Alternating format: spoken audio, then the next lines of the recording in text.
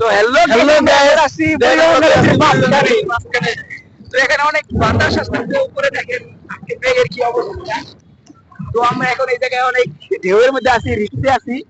আমাদের ক্যামেরা যদি পড়ে যায় অবস্থা কি হবে, বাতাসে কন্ট্রোল করতে কষ্ট হয়ে যেতেছে।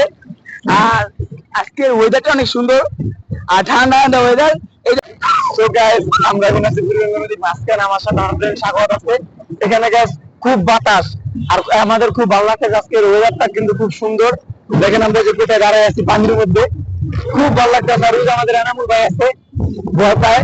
এই আসতে ভাই আমরা সাঁতার জানি না, তার দেখছেন কোথায় সেটা আসলে সাঁতার জানে, তারপর আসতে ভয় পায়। কারণ তার মধ্যে জিনিসটাই মানে দুটোই, তার বুকের জোর কম, সাহস কম, তার আমাদের সাহস কম।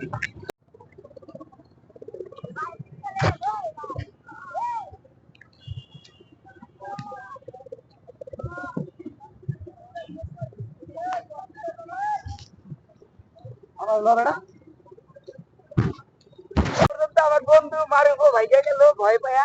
এই যাবে, এই যে এখানে দেখেন আমি যাচ্ছি একা, দূরে থেকে চলে গেছে। তো আমি ভাবছি আমি চলে যাবো। তো চলে যাবো, তো ওইটা দেখছি ব্রো আজকে। এই গুরু,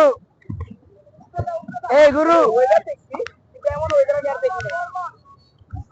এই যে মারুফ, yo, পড়ে গেলাম, পড়ে গেলাম, করিস না ভাই। আজকে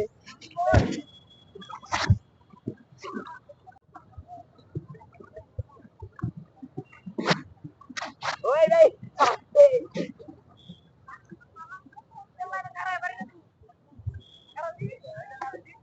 এই গাইস,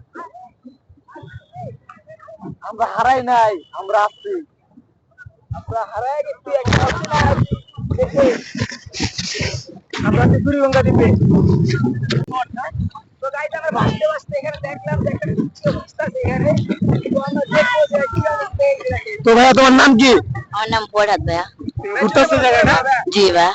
কিরকম লাগতেছে, তোমার অনুভূতি কি? আমার ভালো লাগতেছে। কিরকম ভালো লাগে বেশি? জি। তুমি ঘুরতেছো, সাঁতার পারো? আমরা সাঁতার পারি না, দেখছো আমরা কই গেছি। তোমার কি ভয় লাগে না এত ঢেউ? না, ভয় লাগে না? না। দেরি না তোমার কাছে? কি বলো? দেখছেন গাইস, ওর কাছে না কেটা কোনো দেরি না। বাট গাইস আমরা তো এখানে কামাকামি শুরু হয়ে গেছে। কি অবস্থা? আর আমাদের এনামুল ভাই তো ভয় আসেই নাই।